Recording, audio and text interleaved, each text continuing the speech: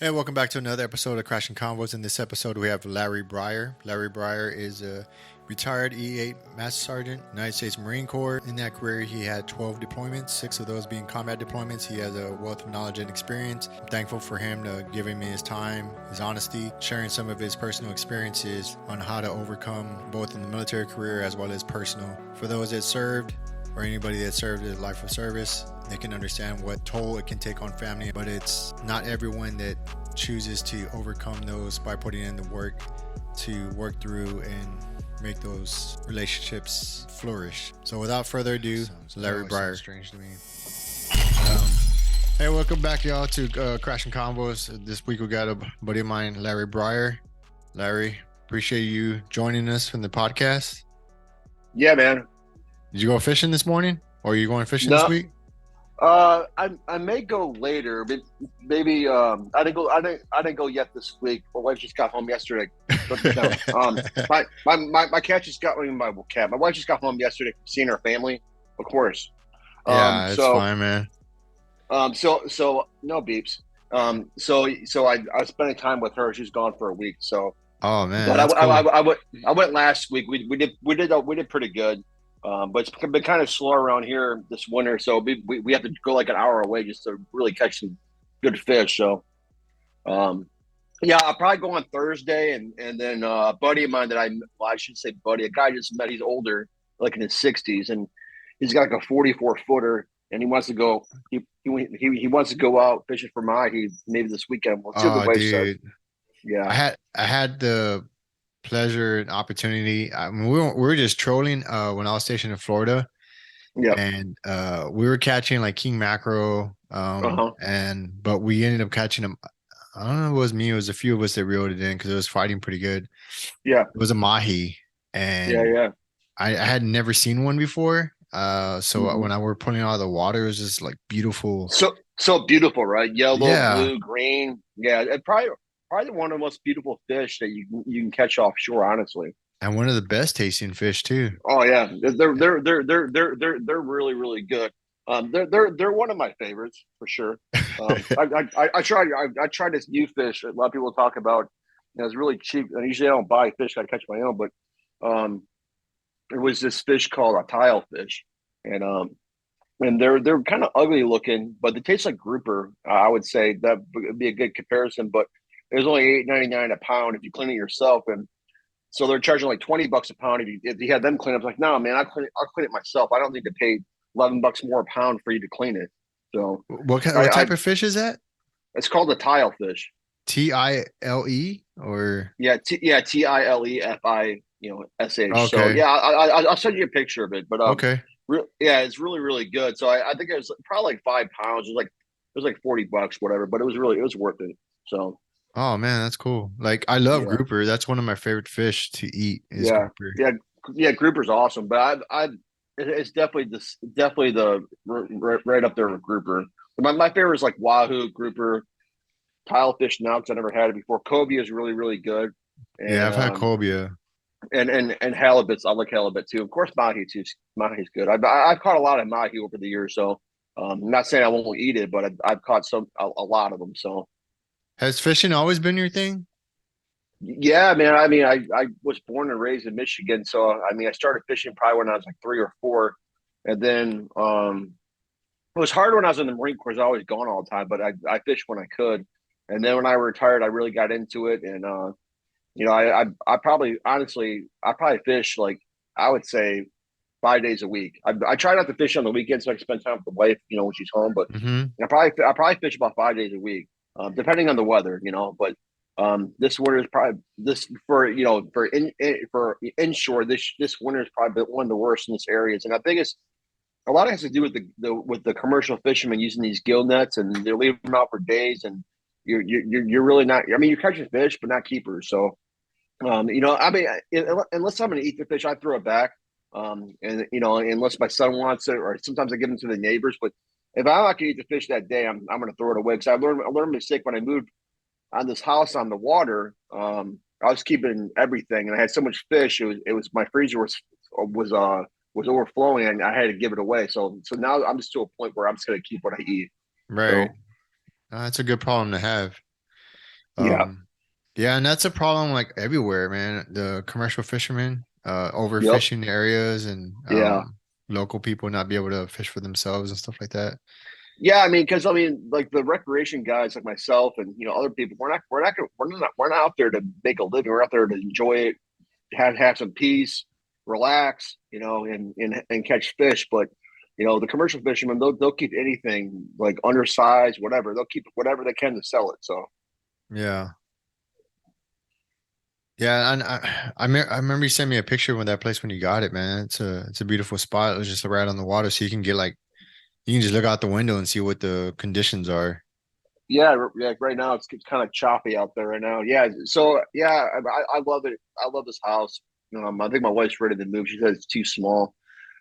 It's only just me and her, but with five animals is kind of difficult. But um, yeah, so we're looking at some houses now. I ran into one of my Marines the other day, and so I'm looking at some houses. So we looked at a few yesterday. We'll see. I want to live on the water, but that probably won't happen.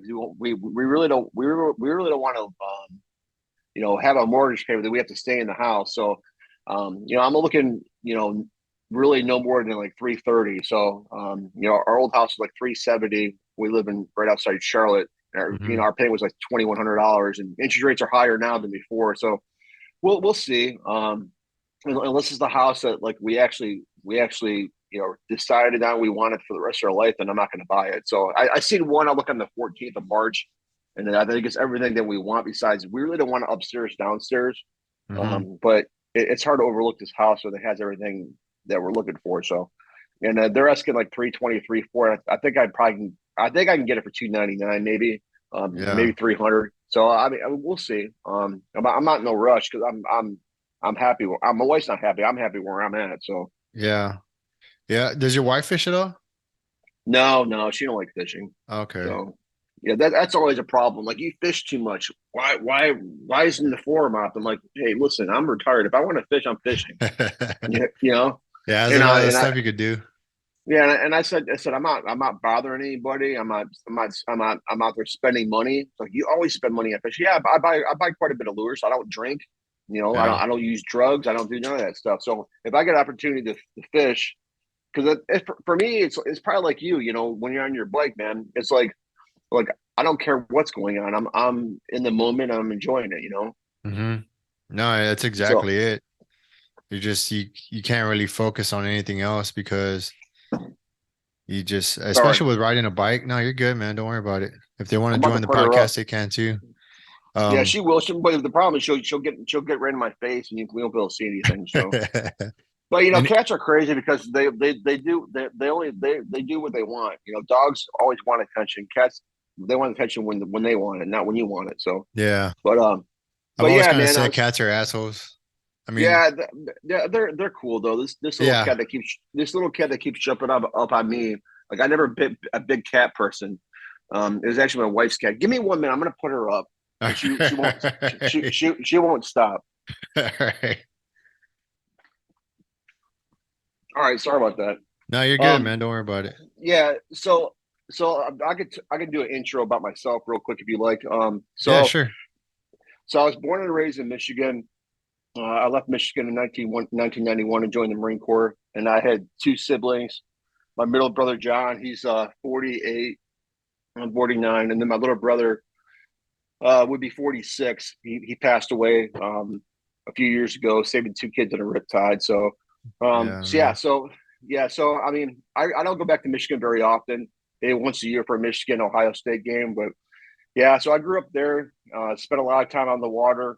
Um, Between that and playing sports all year, so I was a pretty active kid. I played three sports all year, and then decided like at the time college wasn't for me, and and I had a partial scholarship to play baseball at Division II, but I just wasn't ready. I wanted to get out of Michigan. I wanted to do something different. So, my uncle, two of my uncles were in the Marine Corps. Both my grandpas were in the Marine Corps. My dad was in the Army. I'm trying to think who else is in the military. I think that's it. Might be other people I'm missing, but anyways, I decided to join the Marine Corps. So I joined the Marine Corps. I was in the program for like a year and a half or so, and then joined the Marine Corps August of 1992, and then I did 20 and a half years, and then be retired now. It'll be 10 years in May. So it goes by really, really quick. So and of course, being in the Marine Corps Infantry, you deploy quite often. I think I did 12 deployments, 6 combat deployments, and just regular deployments. 6 months to Okinawa, 6 months on a ship, 6 months in Panama, stuff like that. So Hmm. Yeah. so So go ahead. go ahead. No, Yeah, and no. so I was going to just talk about my wife and kids, and that's all. My wife and I will be married 29 years in August, and she's my soulmate. And like anything, life's not easy. Marriage is not easy. So you're gonna have your ups and downs, and what always brings you back is your love. So, and then I got 3 kids. My oldest daughter is 27, and she lives in Wilmington, which is about an hour from where I live at.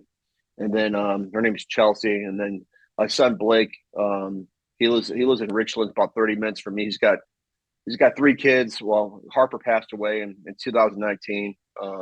When they graduated from UNCW, they moved back to Vermont, where she's from, and she's finished up her degree. And the daycare owner gave her Benadryl, so we're waiting for the trial for that. And then they had 2 other kids. Hayden will be 3 at the end of the month on the 27th, and then Ensley will be 2 in April, Hmm. April 29th. She'll be 2, and then so yeah, and then I have my youngest daughter is 22. I can't believe she just turned 22, and she lives in Charlotte.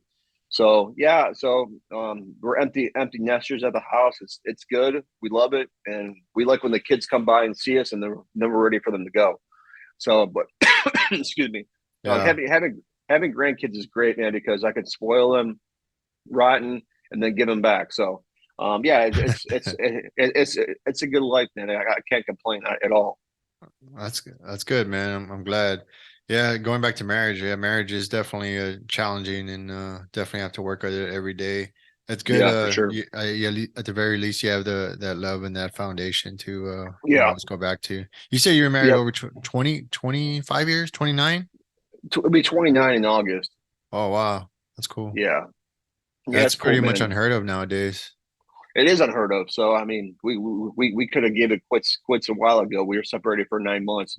After my little brother passed away, Mm, Harper passed away, and then my uncle passed away. And it wasn't even her; it was just me. I kind of lost myself for a little bit, and then I got back on track, and then started drinking too much. I think I was just depressed, man. I'll be honest with you. I was just depressed, dude. And it was hard for me to get out of bed. I was staying up late, doing nothing, just watching TV. And so there's days I didn't want to get out of bed. yeah. So I think me calling my wife up, I just called her out of the blue, and she was seeing somebody else, and she's like, I'm seeing someone. I have no idea, but so we Yeah. just met, and then and then one night she was texting me, and her boyfriend seen her texting me, and then that was it. So yeah, it's been a roller coaster trying to earn her trust because I had an affair on her. So trying to earn her trust back. We went to marriage counseling for about a year, and then we got to a point where there really wasn't really much more to talk about in marriage counseling besides the past. So, Right. um, yeah, it's like anything, man. I just gotta like any man or any father or any husband or wife, you got to work on it. So Yeah. there's days that she's not happy with me because I didn't do whatever she wanted me to do that day. But it's just the foundations there. The love's always been there. I just had to realize it on my own, unfortunately, that she's the one. So Yeah. Yeah. Yeah, it's when you kind of went back earlier, you said like losing yourself, and that does happen. I mean, shit, right, like that happened to me, and yeah, it's a it's crazy how it just like it just sneaks up on you. You know what I yeah, mean? Like it does. it wasn't like, yeah, there are like a series of events that led to it, but we Right, have the I guess our ego thinks that we have it under control. And then yep. before you know it, like you're like, at least for me, I was like hiding a bottle, Mhm. somewhere or whatever. Oh yeah, My wife I would give me definitely shit did about that. it, you Yep. know? And Yeah, I was, dude. I was doing the same thing you do. I was hiding beers in like the bathroom. So, You know, and it just, you know, because honestly, I didn't care if I drank. I just don't want to hear it from her, honestly. Yeah. So yeah, I mean, you know, I think, you know, you know, because we went to that treatment together in Boston, so I always had the tools, like 'cause I learned the tools with how to cope with, you know, PTSD, TBI, freaking, you know, freaking anxiety, freaking depression. I have all the tools for it, but when sometimes when you get into that moment, you forget those tools. Mm-hmm. And then you know, then getting back with my wife, she really like, you know, I think marriage counseling helped a lot, but you know, I think just her, you know, get me out of that funk really helped out, you know. And then, you know, when anniversaries come around, my brother's anniversary, death anniversary comes around, and Harper's anniversary come around, you know, I try to celebrate instead of being down about it, you know, because I can't Mm. change it, you know. So, you know, try to celebrate it. Like we went skydiving on Harper's birthday in July, I and saw that, my, man. That's awesome. yeah, yeah. So my wife couldn't do it. She just had surgery. My son just broke his back. He couldn't do it. So it was just my son's wife, Marissa, and her mom that did it. And her mom doesn't have really good health issues. So after she was done, she's pretty much out of it. So, but yeah. So like stuff like that, just try to celebrate it. You know, I mean, whether that's doing something in the backyard, like, you know, doing a Chinese lantern and putting it in the air for Harper, or putting a boat out for my brothers. You know, whatever wherever it may be that day. Yeah, it's just changing the perspective around it, right? I mean, it's Yeah. because I do the same thing. I started to do the same thing, I should say. Yeah. Like whenever like my mom passed or what have you, and Yeah. we just end up talking like about, you know, all the positive things about it, you know. I mean, there Yeah. was a lot of like negative stuff around it, but at the same Mm. time there's a lot of positive, you know, so trying to focus on that. And it's not being like where you're just trying to like throw shit under the carpet or anything like that, but Right. it's just like, no, it's like there it's like with every person there's good and bad, you know, and Yeah. it's like what did we choose to focus on? That's true. And you know, some people always say about the grieving process. Well, the grieving process is different for everybody. You know, whether you lose somebody in combat, or you lose someone close to you in your family, or whatever, it's different for everybody, you know. So there's no set, I mean, there's a pattern of grieving process, you know, the anger, upset, depression, then it kind of cycles back and forth, you know. But I think, you know, what I learned, you know, losing Marines in combat, or foremen in combat, or them losing limbs. I think the best thing for to do, or a family member, the best thing to do is try to live their legacy. You know, and wherever that may be. You know, just try to live their legacy and be thankful that you're here. You know, because you know, like majority of us that served in combat, we're lucky to be here. So that's the way I look at it. And the way I look at it too is like, we got a second chance in life. Not many people get that. So you might as well take advantage of it. Right. I just read a book. Have you ever read that book Tribe with Tribe. Who wrote? Sebastian Younger? No, I never read that one. No. So I heard like the series of programs, like we went to one of them being home base, is Mhm. people would suggest it and I heard Right. it, and Right. fast forward, you know, I've heard people reference it, and Hmm. I finally got tired of hearing it, and not in the sense of like anything negative. I was like, I just need to read this fucking Right. book already. But Yeah. I ended up reading it and I just finished it recently. It was a good book. It was an easy read. But I'll have to read it because yeah, I remember them talking about it, but definitely something I should look into. I'll look into it for sure. yeah, it's I bought it at like some used bookstore, and Okay. Sebastian Younger, who was a embedded journalist with a lot of the people like in either Afghanistan, Sarajevo, and Yeah. stuff like that, and he gives a very deep perspective. Like one I can't fully appreciate. You know, everyone that Hmm. deployed had their own experiences. I mean, Right. and each one, I think a lot of times, especially like for support guys like me, I was calm. You know, I Hmm. supported, you know, a lot of people. But with that, it's like I wasn't on the front lines. I wasn't getting Yeah. shot at. I tell people I've been shot at more times out of the military than in the military. Yeah. And it's that's just reality, right? Like the way we grow up, or the way like our experiences or what have you. But fast forward, like to read that book. Well, the first book I read was called War, that he wrote. Okay. That one was Okay. pretty good. It was about some people that's a unit that was and one of the like hotbeds in it was at a Cobb in Afghanistan, like Okay. way deep in there. Yeah, I can't yeah. remember exactly where. And that was interesting to read, just the tightness of the unit and like them coming back and all that stuff. And then, Yeah. but one of the things I found fascinating about the book, going back to Tribe, was that more people who suffered from depression, loss and stuff, like was from people that didn't see combat. And I Hmm. find that interesting. And it was the way I understood it is the way, because they didn't have that constant threat of like that Yeah. perspective of like almost dying like I don't know, every time you went out. Right. And so they were always like not looking forward to the sense of like something positive, but there was always a threat, but it never came for people that, Yeah, yeah. like they're always being briefed, like, just on the other side of the wire or outside the wire or whatever. And, or just that coming back and not losing that tribe, if you will. Like you had the guys Hmm. there, wherever you're at, that cohesiveness. And then when you come Hmm. back and then you're just kind of by yourself, you know what I mean? Yeah. And Yeah, then yeah. that brings its own shit. So it's just like this mixed bag of, and what I love about the book Tribe is that he not only references like the recent wars, he references like, Hmm. World War II. He talks about the Yeah. Blitz and the Germans were bombing London and like how the Hmm. civilians reacted to it there. He talks about Bosnia, how like the civilians like reacted to it there and like the way they lived and stuff. It's Hmm. pretty fascinating. But going back to all that, like, so you spent 20 plus years in the military, kind of like me, and then you got Yep. out, and then Hmm. you have all this. One, you're used to constantly being out the fucking door. So you have Yep. that mission, and then furthermore than that, I think I'm starting to realize this now. Like you kind of lose the sense of how to be a husband, a father, Yeah. all these things, Yeah. right? All these other Yep. roles that because it's mission first, right?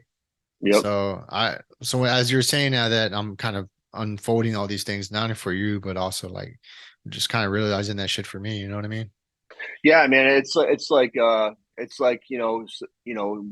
both wars were going on, you were home, you were gone for 7 months and home for 6 months and gone for 7 months, gone home for 6 months. So when you come home from a deployment, it doesn't matter if it be a combat deployment, it could just be a regular deployment. And so there's also a process, as far as acclimatizing back. There's also a honeymoon period too, and that honeymoon period could be different for other people.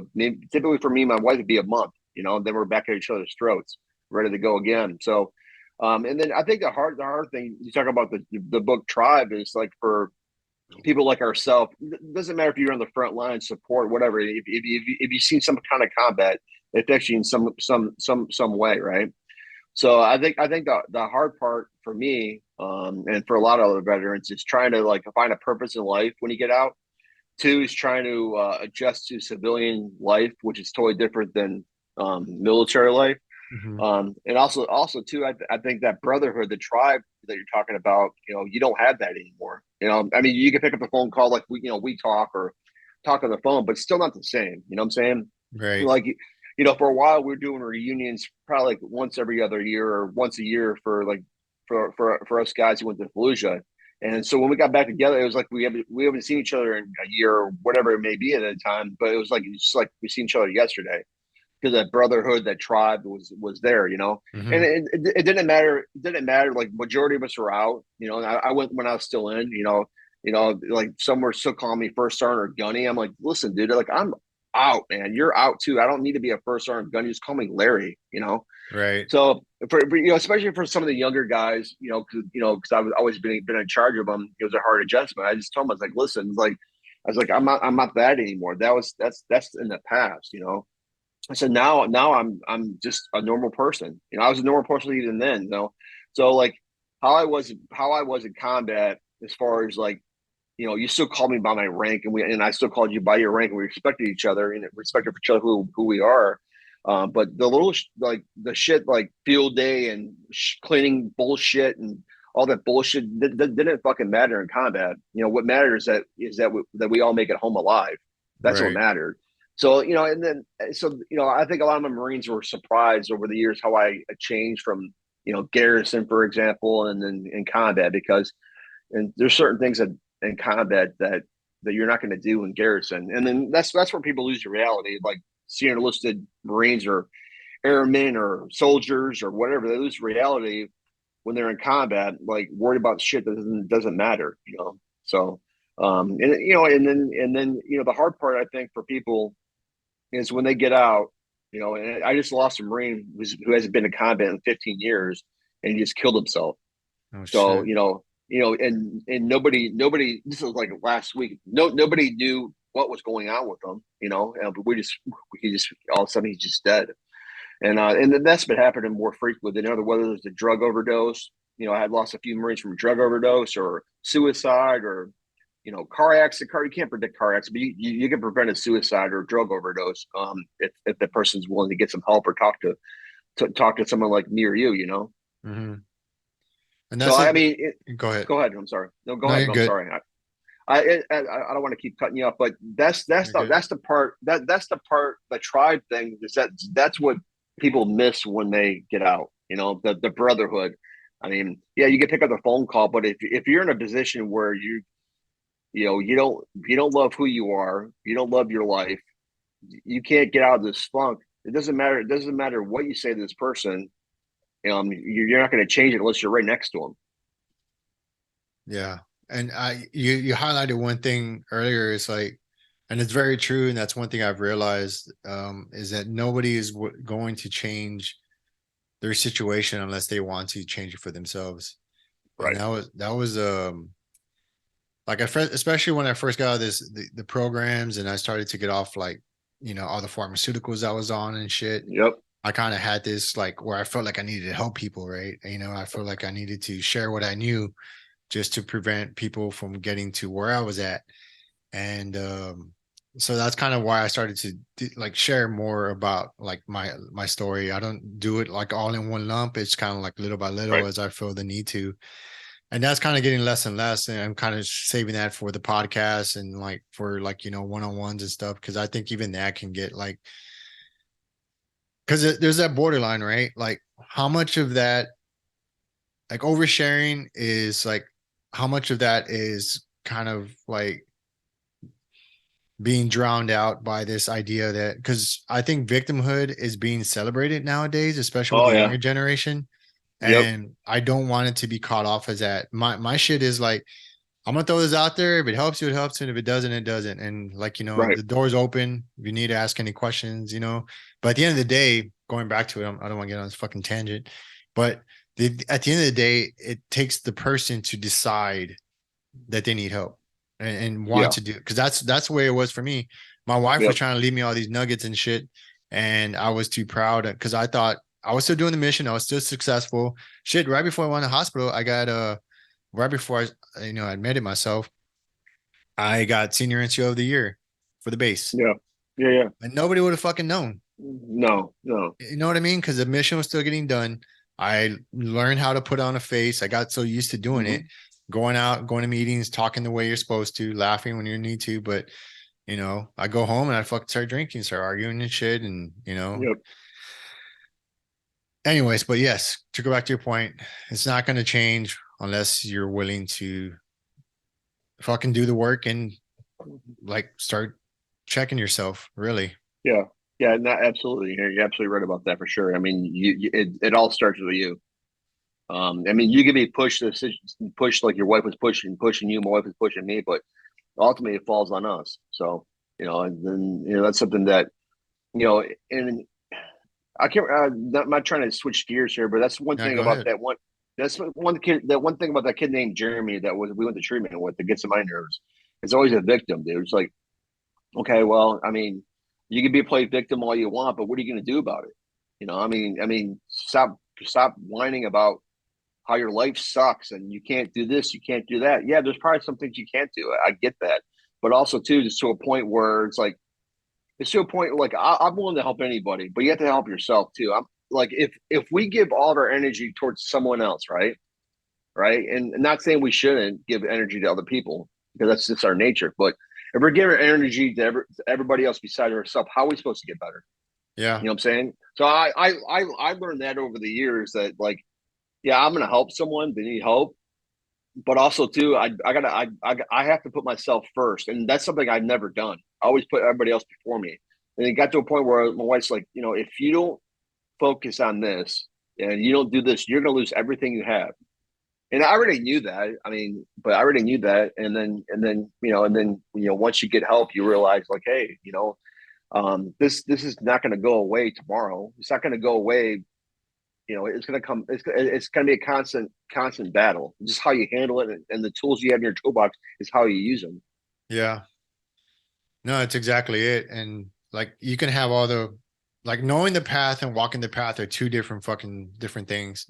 Yeah. Like I have to consciously every day, when I start to kind of just fall back in like those patterns, I still have days like shit, like maybe a couple weeks ago Mm-hmm. that this shit knocks me off my rails. And like but the difference is I start to notice those things first, like sleeping in a little Yeah. bit longer, Mm-hmm. watching more TV, just kind of doing all these things that I know I need to get shit done, but I just kind of start slacking a little bit more. And that's that backward slide, right? That I Mm-hmm. just need to like kind of catch myself and pull myself out of it. I'm getting better at it, Yeah. but it definitely still happens. You know what I Yeah, mean? for sure.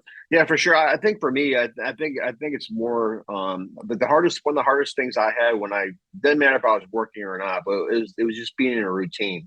So like military is pretty structured as far as the routine. So I mean, once I figure out what routine that I need to be on, that really focused me on just day to day life. Mm-hmm. Yeah, and that's one thing I started slacking on, especially when I retired, is a routine. Hmm. And it's trying to focus there's a lot of stuff I want to do, right? And there's a lot of stuff Yep. that I do, but I can be more efficient and more productive if I was more consistent and deliberate Yep. with my time. And Yeah, for that's one sure. thing I need to work on is definitely being more deliberate and consistent with my time. More disciplined, Yeah, I guess. yeah. I for me too. I think for me not working, I have all the time in my hands. So, Hmm. like when I was in the military, everything was a rush to get it done now. And now I'm to a point where, yeah, I'm not saying like it's like nothing I do is a rush that needs to get done, but I'm on my time. I can do it.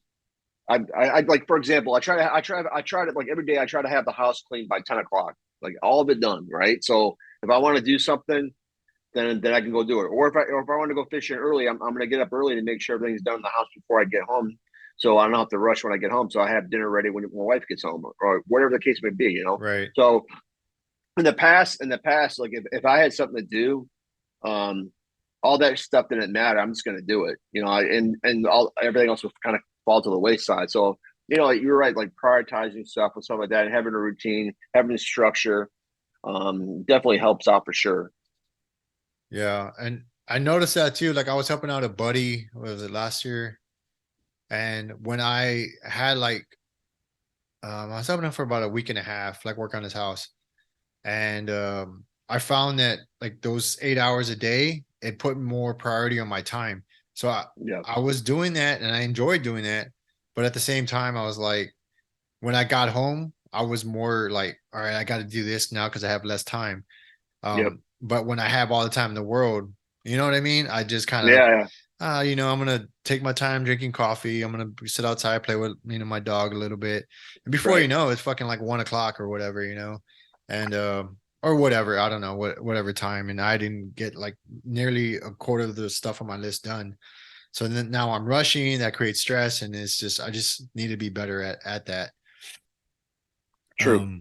And when did you retired in? I retired in 2013, May 2013. I went on Okay, terminal in March.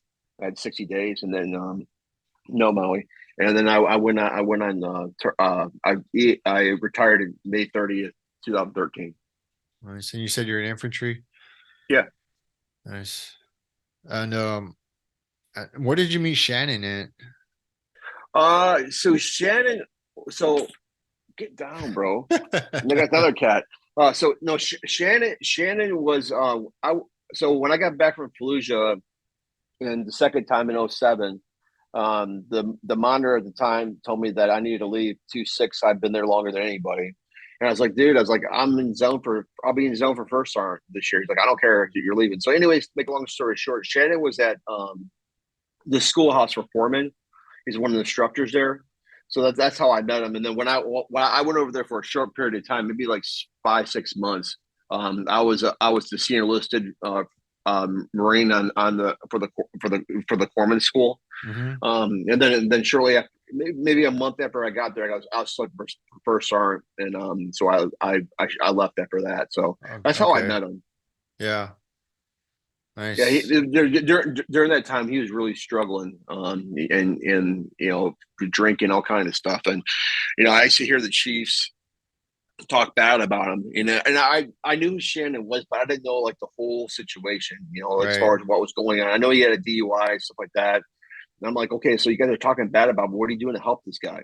Right. So I didn't really get into that because there's there I was a gunny at the time. There's chiefs, senior chief, master chiefs, and so but there's a few guys I always talk bad about the guy. I'm like, okay, well obviously you guys looking at this the wrong way.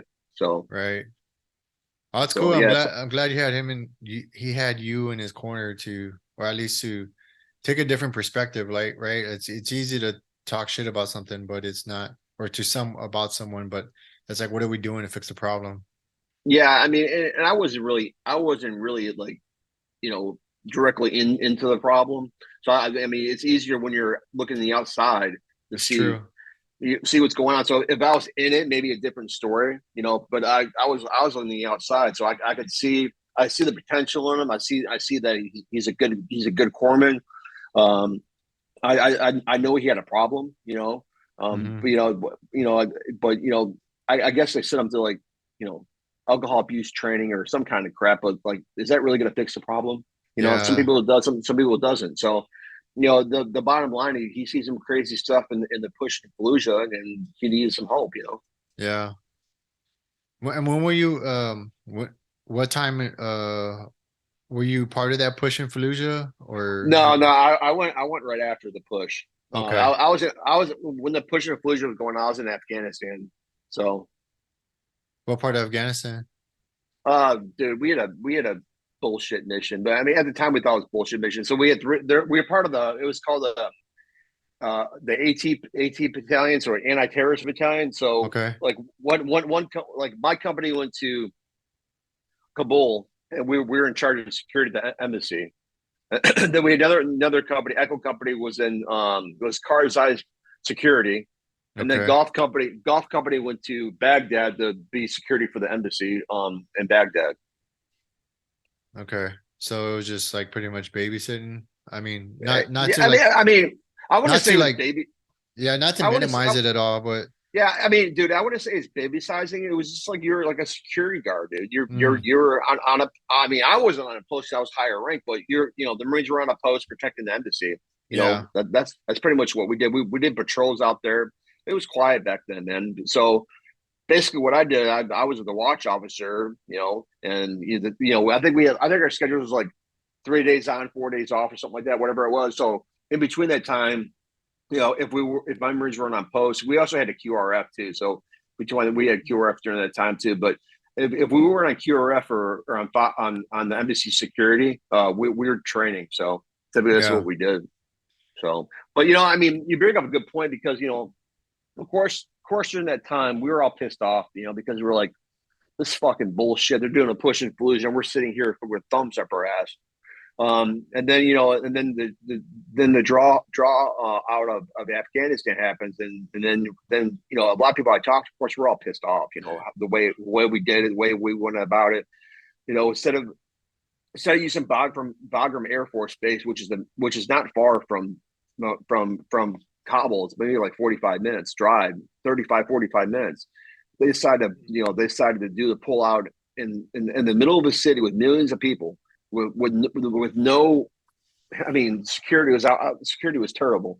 So I mean, if they would have thought about that, I have no problem with them pulling out of Afghanistan. I mean, it was time, but we could have did at Bagram Air Force Base, which would have been a lot more secure, a lot more easier. They could have handled the crowds, all that stuff. You're talking So about the recent pullout, like in yeah, 2020 or whatever it yep, was. yep, yep. Yeah, that was a. I granted, I never deployed to Afghanistan. I had a slot, but then I got orders to go somewhere else. Yeah, But that's irrelevant. But just kind of looking at it from objectively, I was just like, I mean, I'm pretty sure anybody with common sense can look at that situation. It was just like a shit show all around. Um, exactly. I mean, I know we've been needing to pull out of there for some time, but Right. I think it could have been planned a lot better than what it was. Yeah, we killed freaking service members for no damn reason. So I think that's the point that drives me crazy about this country is like, so we make a huge mistake with the plan for withdrawal for Afghanistan. We lose people for stupidity, right? Mm-hmm. So, and then on the other hand, I'm not saying all cops are great or anything like that. I'm not trying to get a thing, but you always have bad apples everywhere. So when a cop makes a mistake, not saying the latest incident where that guy died and those five officers pretty much beat him to death. But that always gets those guys careers over with. They're going to be held accountable. But what about when our government makes stupid decisions? Who's held accountable? Nobody. Yeah, it's and yeah, and that's kind of like the part for the course, right? It's Yeah. if any one of us were to fuck up, they would throw the book at us, right? And probably try to Yep. add more shit that we didn't even do or whatever, Right. just on top of it, just to kind of prove their point. But in reverse order, like in 2008, when you know, I know we're kind of jumping around, but it all highlights the same problem. Like all these people in power or leadership, they're kind of they're not they have a different rule book. Mm-hmm. They are not susceptible to their own laws, which is fucking crazy. Yep. Um, and but yet they can sit up there in the ivory tower and just kind of like send people away for forever because of something that's not even. I'm not saying that it's not that serious, but it's not right. And like No, it's not like I right was at talking all. about 2008, all those bankers, they got promotions even after like they fucking short sold a bunch of mortgages. And I think it was like something like 10 million people like lost their homes, and it Yep. was something ridiculous. And then they got fucking bailouts, and it's just back asswards, man. Yeah, And I think that's the part that drives me the most insane is like there's no accountability for people if they're in power. It's all about money, and and our judicial system is broken. We already know that, but we got presidents and congressmen and senators and they'll sit up and preach about stuff that's bullshit, right? But they're not looking at it as far as the problems that they created, the problems that they did. There's no accountability. Our future of our youth is in trouble, man. It's going on like this for forever. And then like how many times on the news do you see when a police officer does something well? I'm not just using police officers, whoever. right. Someone does something well. How come that's not celebrated?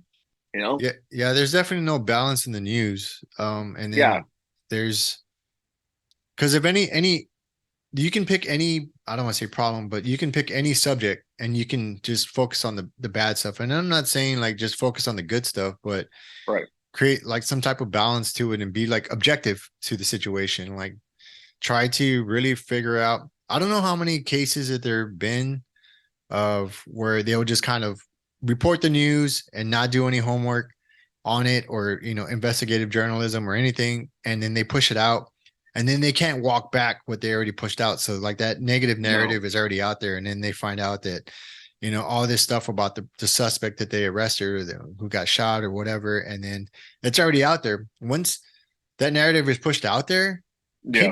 most people are not going to go back and do the research to figure out Nope. what really happened. So like anything that happens like that now, like the school shooting, like in which is very unfortunate, fucked up, and in Uvalde in Texas, where all Oh those, yeah, yeah, that's terrible. it's kind of like Sandy Hook too. It's Yep. I really refrain from saying anything because I know there's still a lot of stuff that hasn't been reported. And Yep. it's like, I mean, granted, on both sides, the police department should be transparent in that situation, or like the Mhm. authorities should be transparent, like, hey, man, this is what it was, just own up to it right away. We fucked up or whatever. Because if they just try to, like, piecemeal out information, then the everybody can fill in their own narratives, and then before Yeah. you know it, it's a firestorm. Yep. But yeah, it's I haven't I really pick and choose what I would choose. Like, I don't really watch a lot of the mainstream news anymore, like Yeah. Yeah. CNN or Fox or anything like that. I'll go in and I'll kind of tap into see what they're talking about, and then I kind of pull out. But like most of the stuff, I like they're investigative journalists, like Breaking Points. I watch Matt Taibbi, Mhm.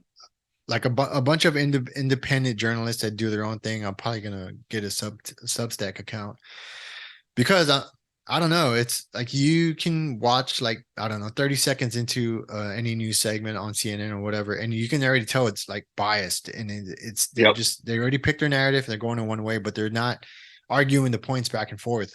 And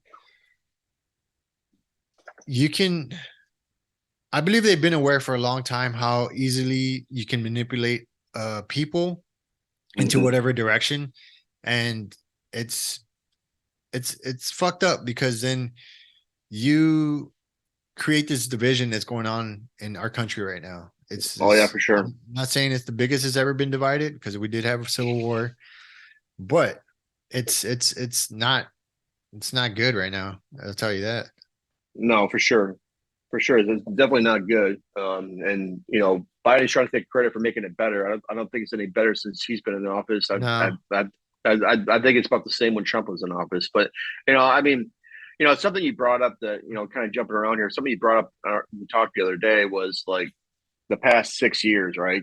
For the president elections. So and was it 2000? Was it 2000 and make sure I get this right? 2016. 16. It's 2016. That's when Hillary and Trump ran, right? Yeah, I believe so. Yeah, Yes.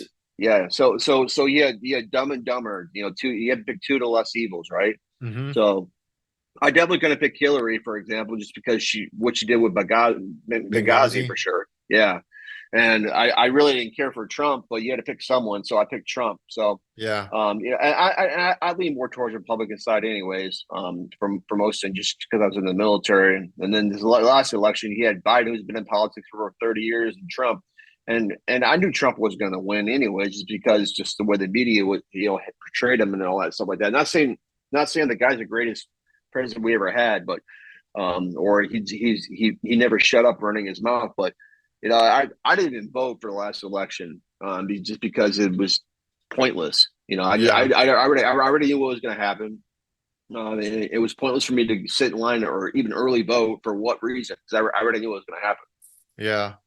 And that's when, unfortunately and sadly, that I've always kind of suspected it, but at the Mhm. same time, like in the military, we were in our own world, and I really Yep. didn't focus on like politics or the like the nuance of what it was going on and like the narratives and shit like that, because at the end of the day, it didn't matter. Like whoever was going to be No. president, we're still going to have to Yeah. execute whatever the Right. policies were. And most of the time that comes from generals and match DOD and whatever. Yep. Yeah. Yeah. Um, but when I got out, I kind of started, have more time to kind of pay attention to some of that stuff. And it was just blatantly, sadly, like obvious that I was like, these are the fucking, out of all the people we have, These are the like, best. yeah, these are the best two candidates that we have that you have to offer us. Yeah. And it was just a shit show.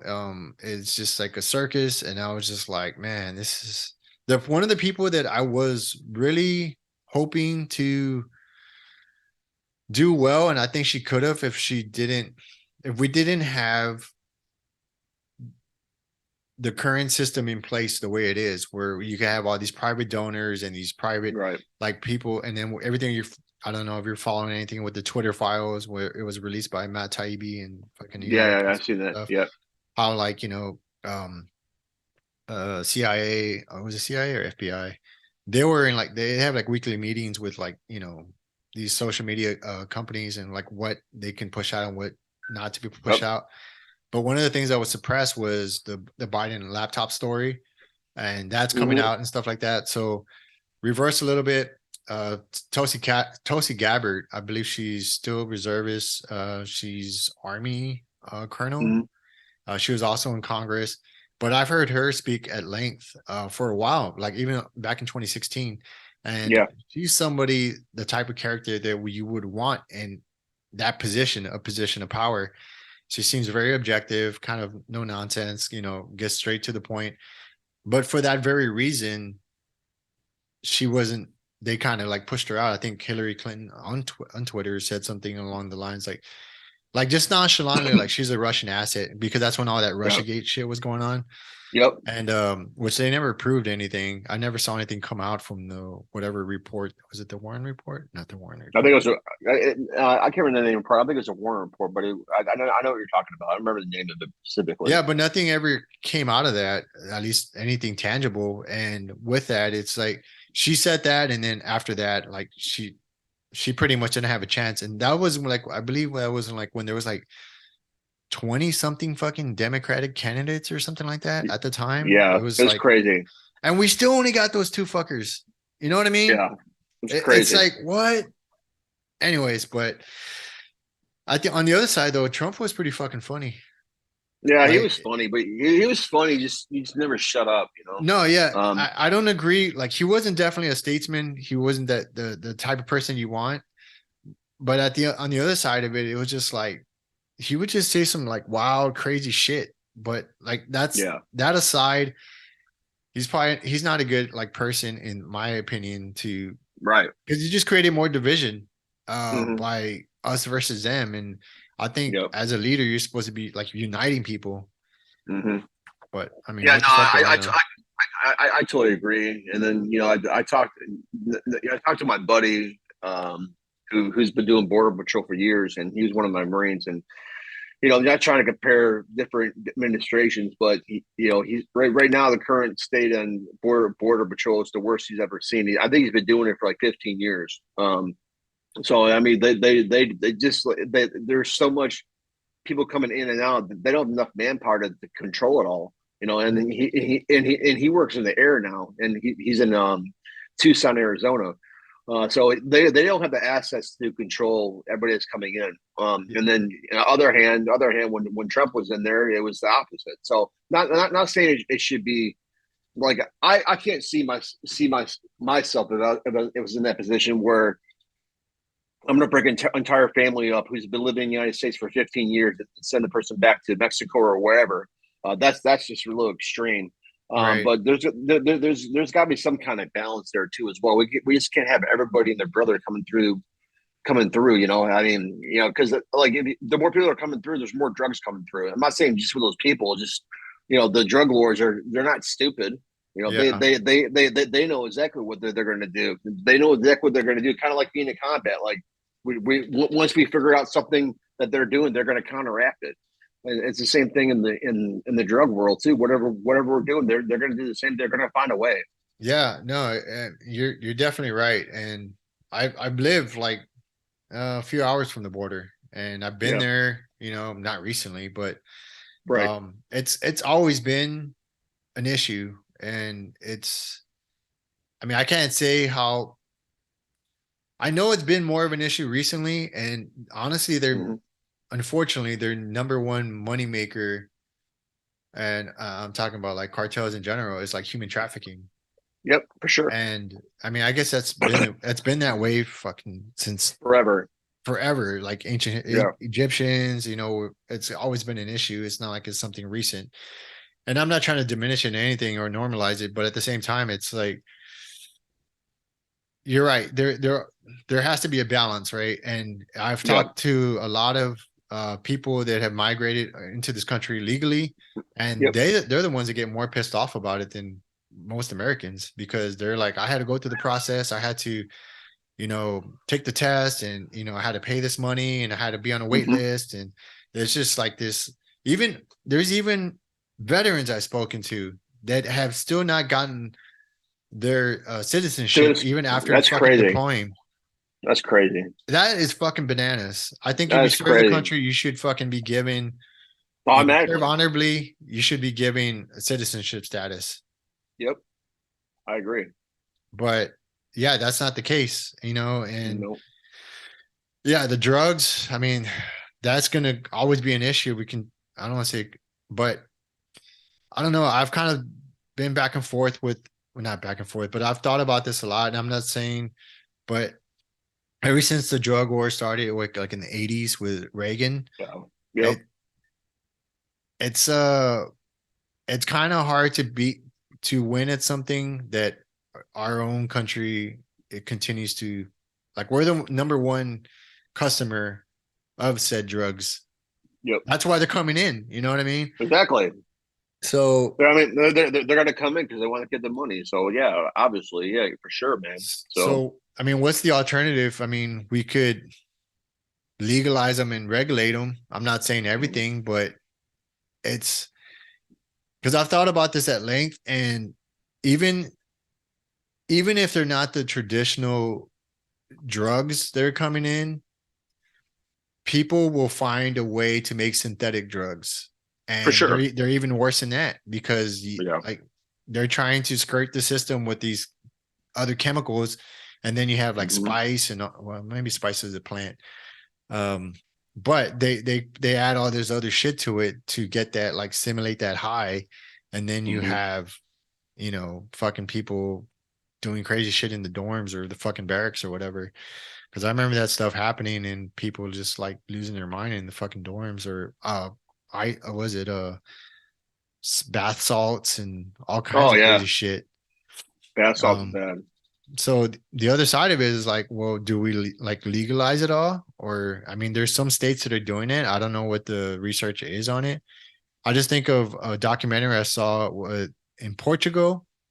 I Hmm. believe it was, they legalized everything, and the newer generation got to see, because I feel like once they legalize it, there's going to be a spike, right? People are going to Oh fucking, yeah, like anything, yeah, yeah, right? Like yeah. prohibition, when prohibition was lifted, people are getting fucked up all the time, and it just became an issue, right?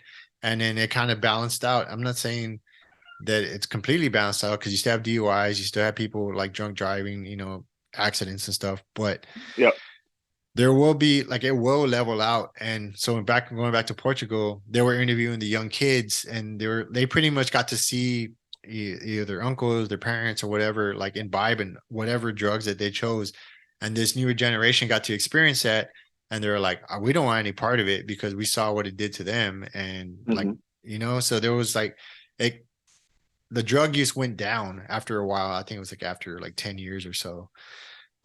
So I think that could happen here, but people will always find, unfortunately, like a Kind of new way. drug. Yeah. Yeah, for sure. It just we just don't have any. We don't have consistency in this country. That's the problem. It's there's no consistency across the board for everybody. I mean, we talk about our judicial system not being consistent. We can talk about our government not being consistent. We can talk about our society not being. Everything is not consistent. That's the problem. Right. I think the one of the biggest core foundations things is like, it's going drugs, alcohol, whatever you want to choose, like whatever thing you're trying to escape something, right? And going Yep. back to trying to change and do the work right within yourself, and trying to address whatever it is that is making you unhappy. You Once you identify that, I'm not saying it's fucking easy. I still continue to do it. I'm sure you do as well. And Yep. you continually work at it. Then you start to realize that you don't need any of the other shit. Mhm. Or, you know what I mean? Yeah. Um, Because it gets to a point like like putting that shit in your body is not good, and then that's even going for some of our foods too as well. It's like I don't take any medication anymore, man. Yeah, me either. The only time I'll take a medication, that'll be like an Ambien if I can't sleep and I'm like, just I get up, I read because usually that's will help me get tired. And if I read that for an hour and I can't fall asleep, then I'm going to take an Ambien. But I don't take drugs anymore. I don't need it. You know what Right. I'm saying? It's not good for your body. And then like you know, I was told like I need to be on this the rest of my life. I'm like, no, I don't. I mean, I like we have the tools to. Cause I think a lot of that drug stuff, like you said, you're trying to hide something or trying to make it go away, which never goes away by doing that. But I think we get so accustomed of doing something, whether that's taking a drug or using alcohol or a prescription drug or whatever, that our body thinks we need it when we really don't. Right. And I read a book. It was called The Pilot's Guide to Ayahuasca, and there was a quote in there that said, the difference between a medicine and a drug, or a medicine and a poison, is the dosage. So, Makes sense. anything can be, you going back to balance, right? So Yeah. if you have one drink of beer or whatever, I'm not saying you specifically, or a Right. couple of drinks, but I remember when I used to drink, I remember thinking like, man, if I could stay right here at this, like, the way I feel right now, that would be great. But I was constantly trying to drink more to stay in that window. And then end up getting fucked up or whatever. And like with anything else, like even when I first got out, and one of the ways I started to wean myself off of like drugs or like Mhm. pharmaceuticals, Yep. because I tried going to the VA. I was like, hey, I don't want to be on this stuff anymore. And I was like, I need help, like to get a plan to get on. And they didn't want it. They told me the same thing. You got to be on them for the rest of your life. And they Yeah. didn't want to figure out a way to do it. So I told them like, I'm going to fucking do it with or without you. So I did it without them. And for whatever reason, I was like, you know what? I'm going to use cannabis to try to like, um, as I don't know why I had this in my head, but I did. And to control the withdrawal, I guess, is Mhm. from it, because I wasn't doing alcohol anymore. And it seemed to help me. For me, I'm not advocating for anybody listening to do Yeah. this. Like Yeah. fucking find your own plan, work with your therapist or your psychiatrist. But that's what helped me. But I remember I found myself doing the same thing I was doing with alcohol, right? Mhm. Anytime I went to social situations, anytime anything that I thought was going to be like too much Overwhelming. to handle, and I Yeah. didn't want to be Yeah. aggressive, or not aggressive, like irritable, I would smoke too much. And Yeah. then I found myself doing the same thing I knew it, I was smoking way more than I should have. And then Mhm. I was like, I'm not being productive. So I had to tailor back. I took a break from it. And then like now, just like with anything else, I do that every once in a while, like Mhm. for pain or whatever. But other than Yep. that, I don't do even ibuprofen. All these injuries I've had from this, like from mountain biking and stuff like that, and Yeah. then just like injuries that I've sustained from the military or what have you, that are just chronic. Um, I don't even do ibuprofen anymore. It's rare that I Oh. do. Yeah. Um, but I, like you, I realized was like that any one of those things can become a poison. So how Yep. do I stay in control of it and keep a balance of it? Um, but So I don't know. like now? Do you use cannabis like smoking, or are you using gummies, or what do you use it for? Is it like sleeping, or what do you use Yeah. it for So now? I so there's a company. So like for gummies, what it's like anything else, right? If you don't do your research and figure out where you're getting your stuff from, like especially if it's True. coming like, I don't know, from, because the Wherever. big thing right now is fentanyl, right? And that's one of the big Yeah. issues I have with illegal drugs, is because now you have to, for something like cannabis, which has like, it's been used for like, I don't know, for years, like in medicines. I remember when I was younger, um, my my babysitter, they used to watch us. They used to have alcohol, and I remember there was like green leaves in there. I didn't know what they were at the time, but it was like Right. cannabis leaves that they would use for like ointments and stuff like that. And it's a Mhm. plant, and most pharmaceuticals are derived from plants. They just add a whole Right. bunch of other shit to it. But yeah, so there's different strains of cannabis. So you could use it for sleeping, and you could use it to alleviate pain, anxiety, and stuff like that. But too much of it, especially if you have an underlying, and again, Condition. I encourage people to do your research. If you have any like psychosis or any type uh, of Side bipolar or anything effects. like that, yeah, it could cause Yeah. psychosis, especially if you smoke too much. Right. But so I'll either smoke it or do gummies, but it's a very small amount, and I use Okay. it as a medicine. I Okay. just a little bit, and it just takes like the pain away. I'm a little bit more relaxed, and then like that's it. It's like Yeah. maybe like I think the last time it was like a week ago, Hmm. and it's my neck. My neck's kind of jacked up. I've been starting to go to Yep. physical therapy for it, and so it helps with that. Gummies, I would recommend if for anybody listening, there's a veteran company called Uncanna out of Colorado. I know Yeah. the owner, and I talked with him at lengths to like he said when he first got into the industry, how he was trying to find a place that would manufacture the the cannabis oil. I'm probably fucking that up, but he went to a bunch of places like family owned farms that Mhm. claimed that there was all organic or whatever, like the process was, you know, from farm to whatever, right? Whatever they use as marketing things. And he found more often than not that even though these companies have badass websites and all these, checks and balances that they claimed on the website, when he went to go see how the cookies were made, if you will, Yeah. like Yeah. it was just like shitty, like dirty process. So he tried to alleviate that and find like the right people. And so a lot of their stuff is real clean. And so they have tinctures you could use. They have gummies you could use. And then anything with an edible.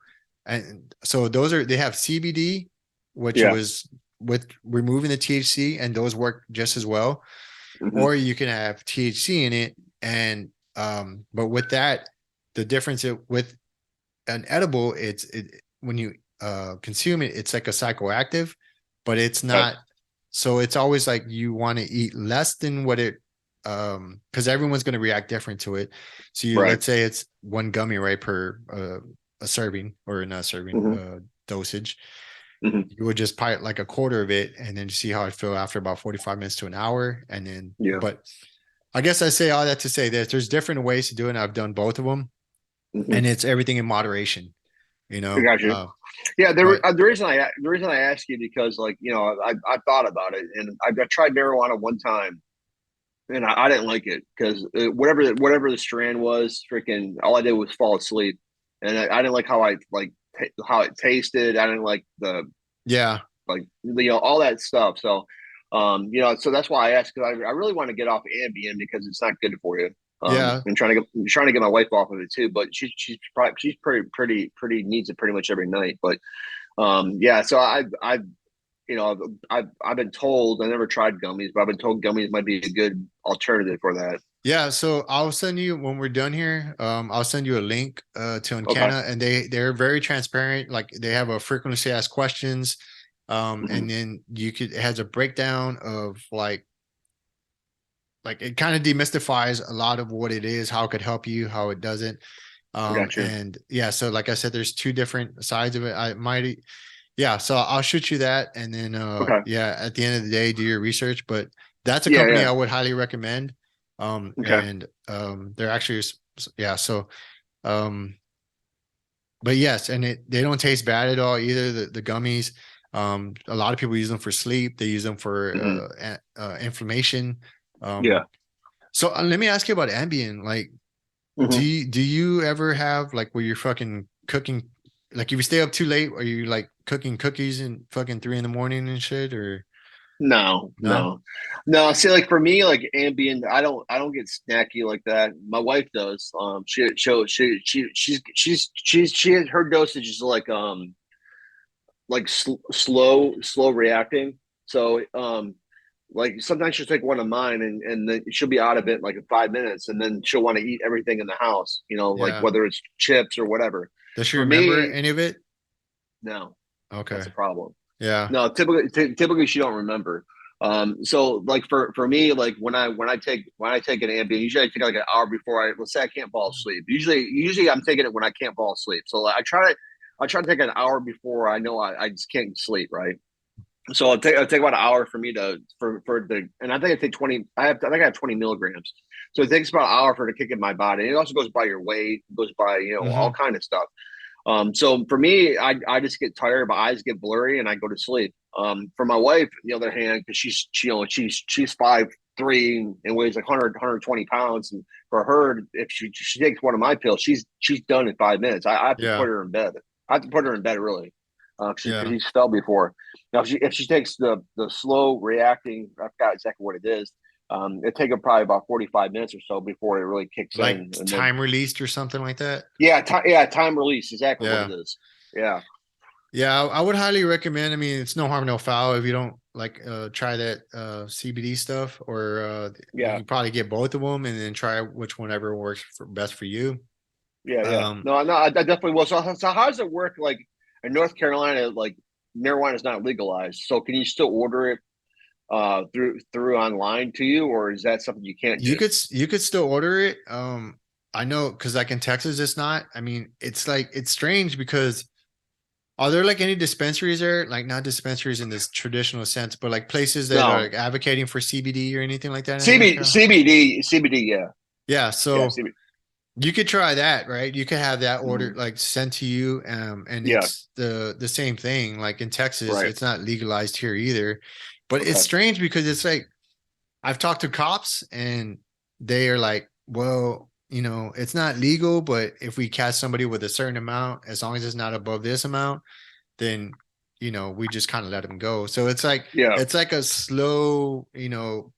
process to being legalized. But at the same time, it's also like I understand that concern because I still have concerns like that, but we've had it like shipped to our house and stuff like that. Okay. Especially since it's so like it's everywhere here in the sense of Right. like CBD or anything like that. But Yeah. yeah, to answer your question, yes, you can. It gets mailed to you in the house, and I believe on that frequently asked questions, they can. People have that question as well. Well, if it's not legal Okay. here, then and they can tell you the process for that. I believe you Okay. could also call Cool. them, and they're pretty responsive as well. Okay. Sounds cool. Um, yeah, but yeah, I would highly recommend that, and just like start out with a small dosage, and then work your way up Right. from there. It usually takes Yeah. around 30 to 45 minutes, or maybe to an hour, to start feeling the effects of it. Okay. But I would just recommend, like kind of like with Ambien, like when you're gonna eat it or take it, like be Yeah. prepared to go to bed. Because if you Yeah. pass Yeah. that window, you may not be able to go back to sleep or whatever. It's just I don't know. It's just the way it is. Um, Makes sense. yeah, but then again, it's a medicine. Just use it as such, and I use Yeah. cannabis in the same way. So yeah, and it's the strain also has a lot to do with it. The strain, like if you have a sativa, that's more like functional, like I'm want to be still be productive. Right. A hybrid is a little bit of indica and sativa. It's kind of in the middle. Hmm. Indica is the one you probably have where it just kind of you know makes you just sink into the couch. I don't like that feeling either. I don't Yeah. like that No. feeling where I'm just like Yeah. but again, like I don't use it like in that manner anymore either. Anything really. Mhm. So I don't know. Hopefully that helps you or anybody that's listening. But yeah, definitely Sounds check out good. Uncanna. Okay. Um, but yeah, and if you ever have any questions or anything like that, definitely let me know. For And sure. Yeah. yeah, I'm not an expert, but I do have a little bit of experience with that. So Sounds good. yeah, man. But shit, how long we been on now? 9:58. So it's about to be 11 for you. What time is your wife usually call? She calls like 11:40, so we got a little bit of time. Okay. I mean, you have to go. You have to go. No, no, So no, no. So I'm curious, like, so you've been on both type of deployments, right? Where it's kind of like, it's just um there's a threat, but not really a threat, right? Yeah. You kind of it's talked about that with the embassy, and then there's the other side where like, like how can I? It's just more of a curiosity thing, and it's more Hmm. like which one do you prefer? I prefer doing. I feel I prefer being just strictly just combat. Because I mean, it sucks when you lose a I know it's guy or a strange question no. to ask, I but I I like my mindset and most Marines' mindset. I can speak for myself, but most Marines' mindset, they want to fight, right? So right. we're not there for peacekeeping and security and all that crap like that. So you know, I prefer to fight, but on the other hand, too, like a lot of people that that may see combat or haven't seen combat, especially ones who haven't seen combat, are like they're eager to go. Well, I mean, it's good and bad, man, because freaking when you lose one of your guys or someone gets hurt, that's the negative part of it, and it's part of it though, right? But you know, I my mindset is I want to fight, right? So I done peacekeeping missions in Cuba. I would consider Afghanistan kind of like a peacekeeping mission, even though the threat's there, but we never had a threat. Um, so it's just a different mindset. So you kind of like the hardest part for anything, whether you're in combat or you're doing security, whatever, that's not getting complacent, right? Mm-hmm. Um, because after a while when you're in a situation, whether it's whether you're fighting the enemy or not fighting the enemy, complacency sets in. So my thing is like, especially with my guys, to make sure we're never complacent, because that's when something will happen.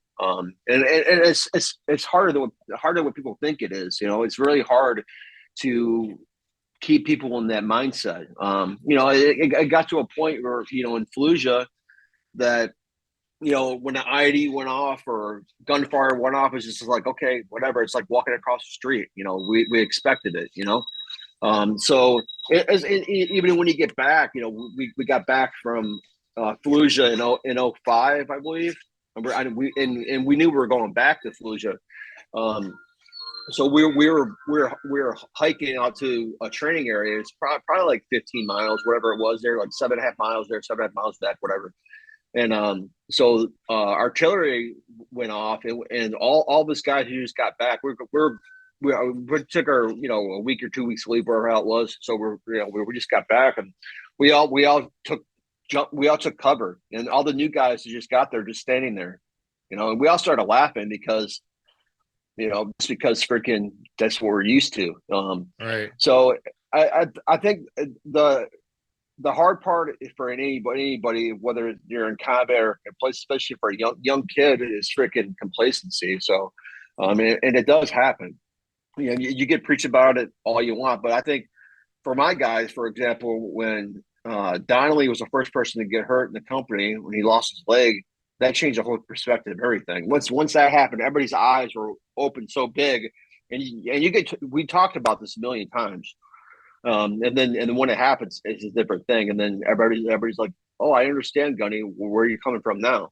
Right. Like, yeah, I It's said like there's always a it made it yeah. I said real. there's yeah, I made it real. So yeah, combat for sure, dude. Like I never want to go back to Fallujah when I went back the second time, but I wouldn't have changed it.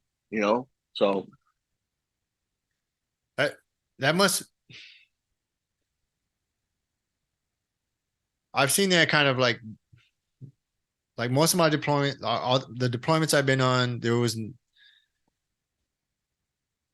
was not that sense of fear that I would expect. Like, let's say like you went to Fallujah, right? And then you had to go back to yeah, it, and you were kind of aware what it was, and then it's that right, threat. But then like having to get back on the plane and like because your mind will create scenarios, right? And create these yeah, like what ifs and all this stuff. And you know what I mean? Like you hear other stories that are happening or whatever from other people that you've known. And what was that like to try to get back on the, you just kind of stay focused and well, like, one foot in front of the yeah. other or I mean, yeah. You stay focused. Like, so when I went back in '07, all the company gunnies always go there like 30 days prior, right? So me and three others, no, me and four others went there like 30 days prior to the main body getting there, right? So the main purpose for us going there 30 days prior is to make sure all the gear that they have is counted for. So when the when the company commander gets on deck, you can pretty much just walk through really quickly and make sure everything's there, right?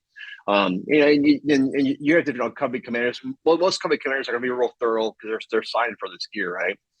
So, like for example, when I went back in '07, I had no idea what to expect. I know if it's going to be worse than when we left, if it's going to be better or what. So when we got there, figured out really quickly that it was worse than we came in '05. And the reason being was because there was a reserve, not talking bad about any other units, but there's a reserve battalion out there, and they're letting the enemy do what they want to during the day. So, for example, I was talking to the company gunny and their XO and their CO and their first sergeant. Like, hey, so what's your patrol schedule? Oh, we don't patrol during the day. Like, what do you mean you don't patrol during the day? Oh yeah, if we patrol during the day, we get shot at. I'm like, well, that's what we're here for, Yeah. unfortunately. So, make a long story short, I think when I got there, I think the battalion lost like 22 or something like that, 22 to Marines. And then when they left, I think it was like 28. So, make a long story short, I call back to the battalion. I talked to my first sergeant. I'm like, hey man, hey man, this place is fucking worse than where we left. And he was there with us in '05. And I said, yeah, man, it's worse. I said the I think it's like 25th Marines or some kind of shit, and they're like out of the Midwest. I'm like, yeah, they're basically let the enemy do whatever the fuck they want to do. So I told my guys, I said, I told the first sergeant, I said, hey, when the Marines get here, I'm gonna brief them on what's going on. I'm gonna tell them, I was like, it fucking sucks. Some of you guys are not making it home alive. Make a long story short, I think in the beginning we lost not my company, but I think we lost two Marines in the battalion. I think it was Golf Company, if I remember correctly. But anyways, we did an operation Elja. We just took the F out of Fallujah and made Operation Elja. Basically, what we did, they're doing this in Ramadi. I think it was 1-6 doing this. They're doing Operation Ramadi. Ramadi and Fallujah typically were the two worst cities in Iraq, right? Mm-hmm. So they're doing Operation Ramadi, basically going from freaking from freaking sector to sector. Each AO they were hiring the local population to take control of their population, maybe for security, stuff like that. Mm-hmm. And they're pretty much going in order. Well, how we did it, we jumped around from district to district, right? So let's say we started on the north side of the Fallujah.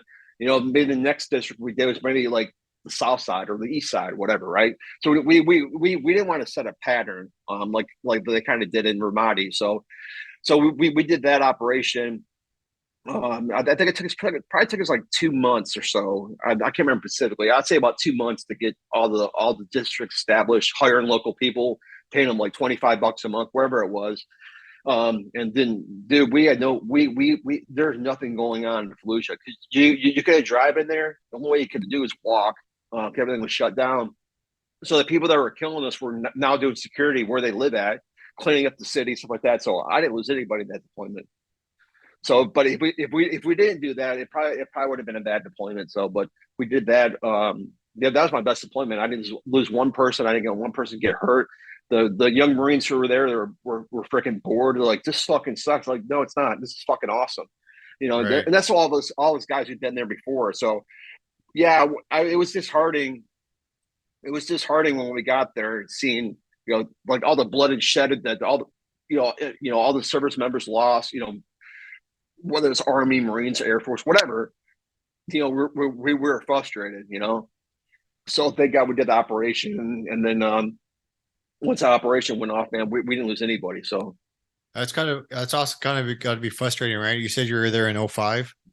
yeah, yeah, So we basically went there a year later than when we left. I think we got back in '06, I think, if I remember correctly. And so basically a year later we went back.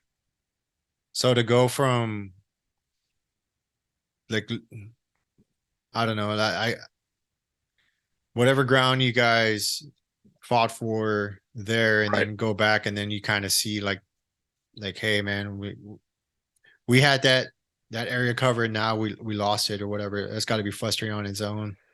Yeah, it was frustrating because like I said, we just we felt like all the work, not just what we did, what everybody else did, went to waste, Right. And then for example, I was just frustrated the whole time that the reserve battalion was there. I couldn't wait for them to fucking leave, really, because so we had to go to we were at the time we were at the train station, which is like, if I remember correctly, it's either east or west of the city. I can't remember, not far, but anyways, we were at the train station, and so we had to go back to Bahia, where that's where the battalion headquarters was at. It's right next to Camp Fallujah. So we had to go back there for like a little logistical run, whatever. And so the XO was like, "Hey, I'm gonna have the Marines get shot here because we were eating tray rats." Like, yeah, sure, whatever, man. I just got here. I said, I'll stay out here and watch the weapons, watch the gun trucks, and all that stuff like that. He's like, "Well, I'm gonna keep one of my Marines with him." All right, I don't care. So maybe like 5 minutes after the Marines were getting chow, I heard over the radio like some of the Marines got shot and they're pinned down by this blue mosque. I told the young Marine, "Hey, run in there, go get your XO and company gunning. Tell the Marines come out here, right?" So they come out here and I brief them what's going on. I'm like, "Listen," I said, you got two Marines shot, two of your squadrons are shot, and some Marines are pinned down right now. I said, we're like 5 minutes away. Let's go there and go help them. He's like, he paused for like a few minutes. He's like, "No, what does it mean that Fallujah surgical?" I'm like, "What the fuck, man?" Like we didn't even go help those guys. We were like 5 minutes away. So we did something Fallujah surgical and said our goodbyes to those two Marines who died. The XO said that. Yeah, yeah, Wow. it's crazy, dude. I Did was he give so you any? fucking pissed off. Did he give you any Huh? reasoning why? I mean, I mean, Nah, he just said, "Well, we'll go freaking the Fallujah surgical." I'm like, "That's fucking stupid, man." I said, "Your Marines are fucking pinned down. What the fuck are we doing, man?" So yeah, and so I had a bad taste in my mouth. That was like the first week we were there, or whatever. So I had a bad taste in my mouth. I was ready for these fucking guys to go. yeah. Then the chaplain came was like, "Hey, do you want to say your goodbyes to the Marines?" I was like, I really want to say fuck no, I don't want to. It's not because you know, not because I didn't want to say goodbye to the Marines. I was like, I see the ventilator too many fucking times already. I don't want to see it anymore. You know. Right. So, but yeah, it was a fucking shit show when I got there. Damn. So, I briefed the Marines when they got there, told them what's going on. We did operation and everything else was gravy, man. Yeah. I'm just so in '05, how was '05 different from that one? Well, when we got there in 07, it was the same, probably Okay, worse. okay. It was probably worse because Uh, because they're letting the enemy do what they want to do. Oh, that's So the right, that's problem, right. the problem in 05 was a couple of problems. We were in the worst place so you could be in Fallujah. We're in the center of the city, right? And our fob was at the Fallujah Government Center, right? There's only one way in, one way out, right? And there's also a lot of dead space, outside our fob. So an insurgent can be planting an IED, we can't even see them because of the dead space, right? And then when you only have one route in and one route out, that's not good, Right. you know. So yeah, so Fallujah 05 sucked. I think we lost like 25 Marines. I think we lost 10 to 15 Marines in a week, Wow. because there's a sniper in Fallujah. And we knew there were snipers in Fallujah. We had no idea. Like we thought they're shooting from fucking rooftops because all the houses in Fallujah are connected, right? You Hmm. can jump from rooftop to rooftop. Well, when Gettings got shot and he died unfortunately, and Wisdom went to go save him. When they came out of that video, the surgeons did, and when the video came out, I seen somebody recording from not just me, but a group of us. We seen a surgeon filming from a car, and then we realized in the video he's shooting from a platform and the trunk out of the freaking tailgate. Oh, So wow. yeah, yeah. So when for that example, when Gettys and Wisdom got shot that day, my Marines were shooting the opposite way of the vehicle. Returning fire. Wow. Yeah, so I think I can't remember specifically. I know we lost at least 10. It might have been 15 Marines in a week, because of the freaking sniper and Fallujah during that time. Damn. So yeah, so I mean, like the fob we're at, dude, in '05, like we get indirect fire every single day, small arms fire, RPG every day, Hmm. and then we had we I think we had four OPs, three or four OPs on Route Fran. That's the main street that goes into the city. So and then those would get attacked weekly by indirect fire, RPG, small arm fire, whatever. Yeah. So we golf company lost two Marines. Dude, it was bad where they're at too. They lost two Marines in the porta shitter taking a shit. Damn. Yeah, it got so bad. My Marines were like, "Hey, Gunny, is it possible that that we can, because we had wag bags too. We had porta shares outside the fob. They're like, hey, can we set up a in the back here? We set up a place where we can use wag bags instead of going outside. Can we put all your gear on? Just go outside, take a shit or piss, whatever. They're like, hey, do Yeah. you mind if we just set up wag bags at the end here? I'm like, yeah, sure, no problem. That's what we did. So Yeah. Yeah. Because I guess they were targeting those porta johns, right? I yeah, mean, I don't know if they're necessarily targeting those porta johns. They're just targeting the fob, really. right. And then that was their government center. They wanted that shit back. You know what I'm saying? Hmm. And we took control of it after the push and never gave it back to them until we left. So, they wanted it back. I mean, it was symbolic. That's their government center in the city, so they wanted that back.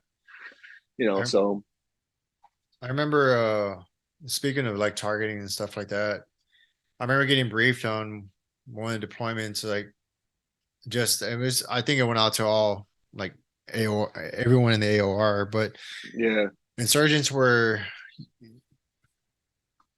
using people's technology against them. So when people had cell phones over there, they had their geolocator on, and yep, they were able to use the metadata from and use that to target direct fire at them or indirect fire at them by yeah, using for their. sure. So I don't know, like it's strange. I wasn't even on like those type of deployments, but I still was Yeah. hyper aware of it where I didn't have um I had that off. I didn't take pictures. I didn't post anything. I wouldn't ever post anywhere I went. And it was strange. I've Mm-hmm. talked about this before, but Marines, Army, can't really speak for Navy. Well, I guess they would, but we deployed, at least Air Force, we did most of the people that I knew of that deployed in like in singles. Like we'd Yeah. either fly on a rotator or a Yeah. commercial, and we'd meet the people there, and then have to learn each other, Mm-hmm. do our whatever like missions, and then come back home. Like we just all kind of in the smaller footprint. Right. Yeah. So That's how the reserve units would work. They would get Marines from different units, and then they would all go to training together, and then they would all fly to wherever they're going. right, And like in the Marine Corps active duty, if you're an infantry battalion, you're going to deploy to infantry battalion. right, You can do all that training together. You can know each other. You're going to have all that training prior to going. Then so that's where it's a disadvantage for other services and Marines who are not infantry related combat MOSs. A lot of times it's like the reserves. They'll need a mechanic from so and so, so they'll give a mechanic from let's say maintenance battalion, for example, or whatever. And then hmm, so they'll go to wherever unit's deploying. They'll do that training with them. And then they'll deploy. Then they'll all meet up. So that's a disadvantage in my opinion um, because it's not the same when you're training when you're training with guys every single day, like, and them inside and out. To me, it's a big difference. Just I because. agree. I think we spent a lot of we wasted a lot of time, like kind of like trying to learn each other, what each other's Yeah, weaknesses were, like their yeah, characters. And by the time we got really rolling, it was time to leave because our deployments weren't right. as long as I think the longest deployment I was on was like 120 days, which is Okay. nothing near with you guys. Not to say we didn't like hump, like Right. we fucking work our asses off, you know, for Right. I mean, to each their same, right? To each their own, right? Yeah. But either way, we supported a lot of different stuff, like, you know, in comm, we touched every system pretty much. And Yeah. especially in our trade, we were cable dogs. So Mm. we touched anything from Patriot batteries to fucking telephone lines to ATC antennas, UHF, VHF, ROPs, or like all kinds of different systems, right? Even radio Yeah. systems, prick 117s and Hmm. everything else. And then one of the things that um, even to secure systems or like, you know, Yeah. like, um, but with Cybernet that, and all that. yes, Cybernet, but also those systems touch other systems like such as drone feeds and stuff like that. Right. So we got to see, uh, yeah, either way, Yeah. but when some of those systems like were just, it's pretty wild, like to see the capabilities we have Hmm. as far as just as a military in general and like the support, you know, that we could provide, you know, air assets pretty much, Right. and all from C-130 gunships all the way to fucking drones to fucking, you know, fighters and A-10s and all kinds of crazy shit. But Yeah, no, that's awesome, man. Yeah, I think the problem back then though is like the military had no choice when you're fighting two wars, right? You know, and yeah, people just get burned out, right? So they had to improvise. They couldn't keep sending the same people over and over again, which we was 7 months, 7 months there, 6 months back, and back for 7 months. But the military had to go to people that are not conventionally deployed as a unit because there's no way they could support it. You know, right. they had no choice. You know, if not, we're going to be in Afghanistan or Iraq for 14 months, come back for 6 months, and go back again. So, they had no choice at the time. But, fighting two wars at the same time is pretty difficult. We were spread out so far. We were so Yeah. thin, And then you throw and in like Libya. When we had yeah, Libya pop off, I was out yeah. the door a lot there for that too. Yeah, you had Libya going on. You had freaking Somalia always is a problem. So Yeah. you and then you always had some kind of presence too in freaking in the Pacific too. You know Hmm. that's why the Pacific would never go away because you always had some kind of presence. It might have not been like infantry Marines over in Okinawa, Japan, or freaking or in I think the other country, but there's Marines always there because you never know what the Pacific. Look where we're at now. Yeah. With China and all that stuff. So, um, yeah. So, but I get what they had to do. It just wasn't Right. ideal. Yeah. Yeah. I mean, yeah. And I just think I've been kind of researching like ancient empires, like how they've rise and Mhm. fall. And one of them was Rome. And, you know, Yeah, went towards the end of their collapse, they had to divide into two, like Western and Eastern Rome, or not Rome. Yeah, the Roman Empire. They had to yeah, divide into two. And that was the biggest issue, and that's why they collapsed, was because they couldn't maintain both financially, strategically, constantly, you know, defend those outposts way out there because they kept getting invaded by the Mongols or whoever at right. the time, and eventually they just ended up pretty much going bankrupt, collapsing. And also, like, you know, the society in general kind of started to turn on themselves, kind of like what's going on right now. Oh yeah, But it's I definitely recommend that book Tribe. Maybe I can just send you my copy. yeah, dude. I'll send you a couple copies of books too. There's a book that I read, and I mean, he did a part of his military journey too, and all his surgery and stuff like that. But it really helped me when I lost my granddaughter and my brother. And it's by Kyle Carpenter. It's by I have the book, so I can just send it to you. Okay, I'll And send you the Tribe book then. yeah, I'll send you. I'll sell Kyle Carpenter's book, but anyways, it's basically just and just struggles of life, But it's a real good book. And I'm sure you're familiar with Kyle Carper. He won the Medal of Honor in Afghanistan. He laid on a grenade when they're on post to Oh save one of his shit. buddies' lives. Yeah. Yeah, so and I believe it's called "You Are Worth It," something like that. But it's a real good book, dude. It's just it just helps you through life, honestly. Yeah. And that's what's needed, right? And that's one of the purposes. I mean, there's a lot of reasons why I do this podcast, but that's one of them is like that's like I'm putting that we're just kind of throwing this information out there. It helps people, it helps people. But Yeah, going back to tribe, right? In like the Native Americans or any native population, when we were kind of more um, of a cohesive group where we like went to war together, hunted together, all mm-hmm. these things, right? When they came back, there was a community that kind of shared the burden and understood it, what they went through because it was so prevalent within their culture. And then with the more society has kind of grown and like the more spread out we get, the more isolated we get with social media and technology and what Yeah, have you. I mean, there are positives of it, and hopefully this is one of them. But with that, it's like the sharing of it's not like, oh, hey, look at me kind of way, but it's like, hey, we're just talking, having a conversation, sharing our stories. And at the same time, it hopefully will resonate with somebody, or this information will resonate with somebody, or they could kind of, use that perspective to kind of see their life in their whatever way it is. And not to say to minimize whatever the fuck they're going through, because that's still relevant to them, but right. at least see it from a different angle, right? And be like, oh shit, I didn't see it that way. But with that, man, I appreciate you, coming on and stuff, and just kind of sharing your experiences and your stories and stuff. And I think that's what's Yeah, needed man. more.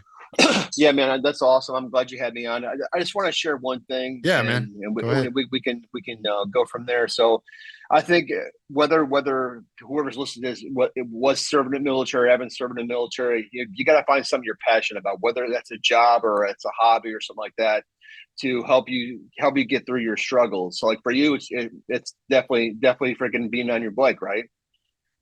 For me it's fishing. It could be whatever that's an outlet for you. You got to find something that's gonna like all that stuff that you're going through is gonna not gonna go away, but it's gonna give you kind of an outlet. And so that's something that I wanted to bring up. You got to find something that you're passionate about, something that's that's gonna make you um just enjoy life and just enjoy doing something you enjoy doing. Yeah, man. I agree with that 100%. And I've even taken a step further just because, if you don't mind, I'll add to that. Like when I got really into mountain biking, right? And it was kind of like my one thing. And I still do Mm-hmm. that. But I it was at one race, I broke my hand, and it was Yeah. already like so many different injuries that I had sustained from it. And I had to hit a point where um I was like so invested in it that that's all I Mm, became, right? yeah. And Yeah. I became one dimensional. And when I kind of questioned, like when that thought came into my head, like, well, what am I without this? Hmm. It really fucked with me where I got so angry because I put all my whatever in this one thing because it brought me so much joy in so many different ways, right? And kind of Hmm. started plugging me back into a different community or a community, a different tribe, if you will. Yep. I was like, you know what? I can't just be this one thing. So I still do that thing. It's kind of like you talked about earlier, right? In the military, they talk about having your toolbox. So Right. it's like, mountain biking is one thing for me, fishing is one thing for you. Right. And it's like continue to seek those other things out. So I picked up archery, I started doing that. Yeah, I've seen that. That's awesome. Yeah, man. And it's just these different things. I play the ukulele, that's another thing Yeah. I do. I still do that from time to time. I want to start writing. So it's like when you can't do one of those things for whatever, let's say it's fucking raining out, there's a storm outside, you can't go fishing, and you're just kind of having one of those days, you have something else to fall back on to kind of Yeah. just, get you through that time to continue to move forward. And then through that, you'll find more, you know, kind of challenge yourself in different ways and give you Yeah. more versatile perspective, I guess, or more. Yeah. No, you brought up a good point because like I think we're a lot alike as far as once we find something we like, we put everything into it. But also that's bad too because you forget other things too. So that's why we talked about in the beginning. You have to have a balance and routine, right? So yeah, so you're absolutely right, because like once I get fixated on something, I give everything I have into it, and I know you're the same way. But Yeah, also too, we miss opportunities doing other things because that's all we're focused on at the time. So yeah, that's good right. point, man. Yeah, man. But yeah, so those are that and thanks for bringing that up. That's a good point. It's something to kind of, hone in on and just kind of be aware of, right? And but yeah, that's what it's about, man. I appreciate it, and I hope to have you on again. We'll talk about some different crazier shit or whatever. I mean, we talk about Yeah, fishing. sounds good. Yeah, no, Yeah. dude, we could talk about whatever you want to talk about. I don't care. Yeah, man. I appreciate you being candid and honest and just, yeah, just kind of being here and hanging out and stuff. Yeah, dude, we'll keep in touch, man. The cat's back. And the podcast how we started. I love it. I love it. All right, All man. right, Well, bro. I'll hit you up. I might be coming down that area Okay. maybe springtime, maybe later, All but right. I'll ping you up, hit you up after this podcast, and then Okay. I'll get your address and stuff, send you that book. But Sounds good. thanks again for coming on. I appreciate everyone listening, and if you have any feedback or whatever in the comments or whatever, definitely hit us up or whatever, and just try to be respectful. Keep an open mind, do your own research, like as I always say. And yeah, appreciate you guys coming on, listening. All right, man. Take care, buddy.